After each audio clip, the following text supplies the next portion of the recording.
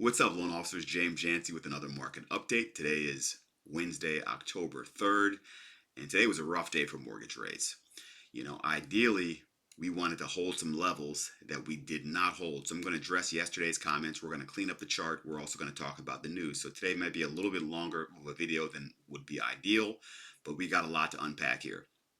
So all that said, unemployment claims came in higher than expected, which ideally is good for mortgage interest rates. Okay, yesterday I predicted that I did not believe that unemployment claims would come in favorable, but they did come in favorable. So I was wrong on that. News is always a coin flip. Ideally, what you're learning from me is the news to a certain extent is noise, and you want to learn to analyze the chart. And ultimately, from the chart, it will support the news and they'll go hand in hand. Okay, so because if you recall, I'm going to quickly go to the chart and then come back to the news. If you recall yesterday, even though I thought the news was going to be uh, good for interest rates, I still said, which was wrong, I still said I thought price would fall before going up. Okay, and so far that aspect of the analysis is correct, and that's the important part. Is that I told you I thought the market would fall before going up, and so far that's right.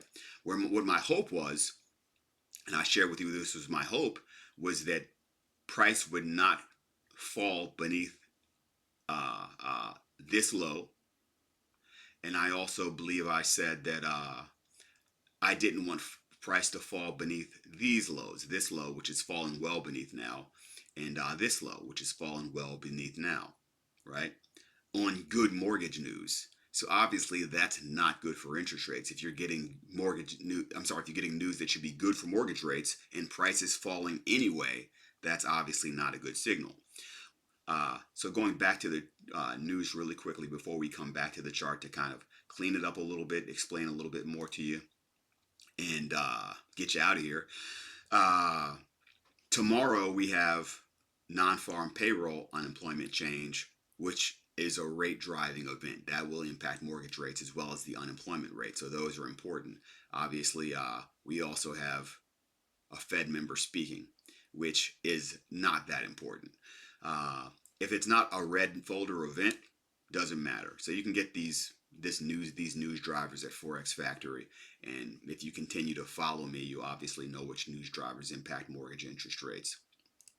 Because you guys are actually learning a ton stuff. I've joked with you, kind of. People don't know this stuff. They don't know that you look at a triad of instruments or three instruments, and you're obviously, if I'm looking at three charts at the same time that are different time frames in regards to a 30-year, a 10-year, or a 5-year, I'm getting the pulse of the overall bond market, loan market, note market, however you want to say it, lending money market, which we're in. You're getting a good understanding of what's going on. I actually look at five instruments as well, because we have the 2-year and whatnot and other things that we can look at. So, but for you, these are the critical ones. If I was doing this, this is what you want to really focus on if you're learning this. But we're going to look at some other stuff at some point as well. But I'm going to try to keep these short and as educational as possible. But all that said, these imbalances we're going to remove from our chart, okay? Because they've been filled. We had imbalances here that I have marked out. It's filled because I was expecting price to potentially come back to it, which it has, but it's now closed beneath it. It's closed beneath, price is closed beneath it on 2 days here. I kept it there just, because I didn't want to address cleaning them up unless we needed to clean them all up. So I made this box a little bit darker so you could see, and you can see we body closed beneath this imbalance. So no, it's no longer valid because the imbalance is now balanced. It was imbalanced because price was not delivered there.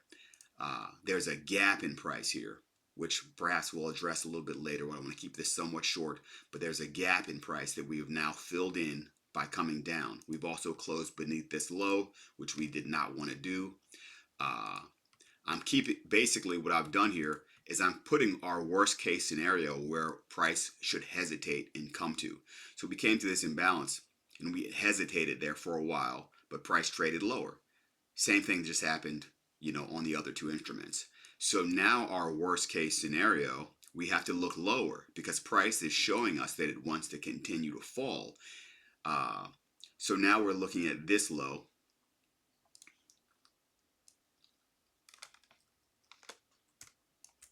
this low, and obviously this low, which I won't stretch out for time purposes, but we're looking at these three lows, and we don't want price to close beneath those lows. That would be, worse.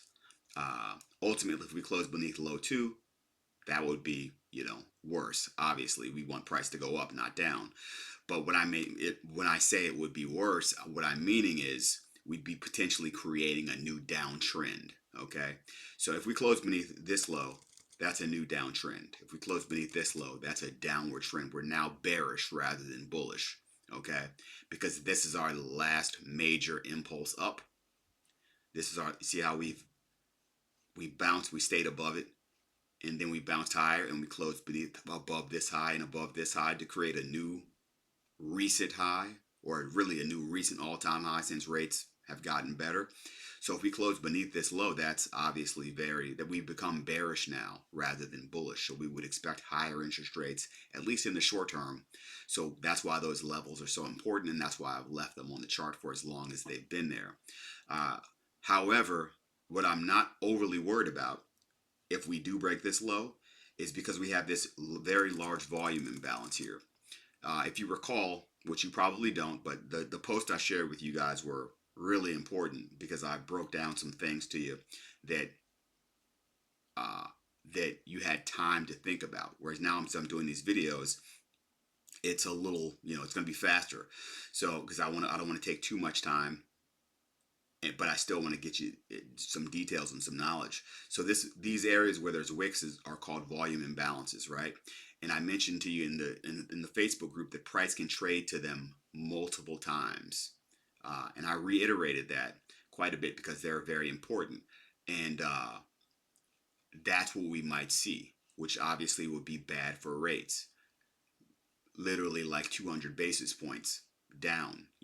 That doesn't mean 200 basis points worse in rate or worse in yield spread. It's just 200 basis points in the bond futures price. So how that translates directly to interest rates is it doesn't, but it certainly would mean rates went higher. All that said, I'm hoping this area holds. Where, if you recall yesterday, I said this box here is the last down close candle. Okay, so I'm not going to overeducate you guys with this stuff unless you guys really are thirsty for it. But I'm just giving you some context so that you begin to gather some understanding. Because at some point, ideally, you should begin to understand this on your own, or I'm confirming what you're beginning to understand. That's really the goal for this. You guys, you know, uh, uh, I don't know. I'm giving you guys a ton bit of value that you guys or don't even yet begin to understand. If you guys knew what those trades meant that I sent you, you'd be like, man, I can't believe he's giving this stuff away for free. But right now, I'm choosing to do it. So soak it up, enjoy. Ideally, we have the group going by tomorrow. I don't know what's going on with the platform. I'm trying to get us into a Telegram group. That's really going to give you guys a chance to potentially ask some questions, but also for me to be able to send faster updates so that they don't have to be as robust as these. But for whatever reason, I can't, I already have a Telegram account because I have a group for different things. I'm trying to create a secondary one and it's not allowing me to right now. So I've got a support ticket in. But once that gets in, we'll have a group there where you guys will be able to get push text messages and we'll jump off YouTube. But hope you guys are having a good day. I hope you guys aren't in any trouble with your loans. As far as lock advice, I'm still expecting interest rates to potentially fall. We want these levels to hold, but we don't know if they will or not until they're tested and they show strength or they fail. So a lot of understanding the market is waiting for a reaction and waiting for things to happen. What we don't want to see again is for price to fall beneath this. What we would want to see is for price to go over this high. If we close above really this body candle or this wick, or this wick, those are our last most recent highs. We want to make new highs. We don't want to make new lows. That's why these lows are there and they're important. Does that make sense? We want to go higher. So in order to go higher, we have to go through these areas. If you recall, one last thing I'll revisit is I shared with you this wick when it first appeared that we would not go through it easily. So that's why I was saying you wanted to lock prior to, you know, the Fed, or at least I was locking prior to the Fed. I'm never going to give you guys direct advice on what you should do. I'm always telling you what I've done. So I locked. Here, I told you we would get a bounce. I locked.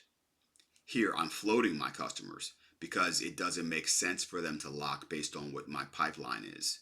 Like, I'm getting hit with a ton of loans right now, uh, or a ton for how many I actually want, because I honestly don't want that many. I'd rather trade, but that said, I'm getting hit with a good amount of loans right now, and uh, I'm advising them to float for improvement unless it's just time for them to lock, or they have to lock, or it's a purchase contract and things of that nature, which I do have a couple, but they're not until the end of November because they're contingent, et cetera, et cetera. So it all comes down to your timeline. You know, some of you guys might have to, change your comp plan if you waited or if you did not lock, you know. So or not change your comp plan, excuse me, flip to borrower paid, or what have you, move the loan, do what you need to do. But I wouldn't anticipate a, a huge run unless something is crazy with the news tomorrow. Okay. And that is where we're flipping the coin. Ideally, we're never flipping a coin when we're looking at charts, but I have no idea, and neither do you, with the unemployment rate. So when I've mentioned coin flips, I'm talking about the news. If you've looked at my chart analysis, it's, I don't want to toot my own horn, but it's been pretty damn good, right? It's the news that we're looking to correspond with our chart analysis. So now we need the news to be compelling enough to reverse price. And if it's going to reverse price, it's going to do it within this candle or beneath this low, or it's going to trade down to this low, and the same with each corresponding chart. So each day that passes, we're looking at the chart, we're looking at the news, and we're looking for signals that price wants to reverse, if all that makes sense. That's ultimately all this is, understanding those things. Certainly, it's certainly more complicated than, especially if you want to put some money behind it. But all right, I'm getting a little long-winded here, but I hope you got some value out of this. Leave me a comment down below if you did, and I'll see you in the next one. Ideally, we can get through this and see some, news that supports price, or some other catalyst. I'm not going to get into other things, but really quickly, the dollar has been very strong, and that's not good for bonds. So think about it. If you're China, do you want to buy a expensive dollar to then buy bonds with that expensive dollar? No, you want a weak dollar to be able to buy bonds and whatever. We'll get there, guys. I don't want to overwhelm you or confuse you, but I just want to let you know that you guys are getting some gold, like I said. But I'll see you in the next one.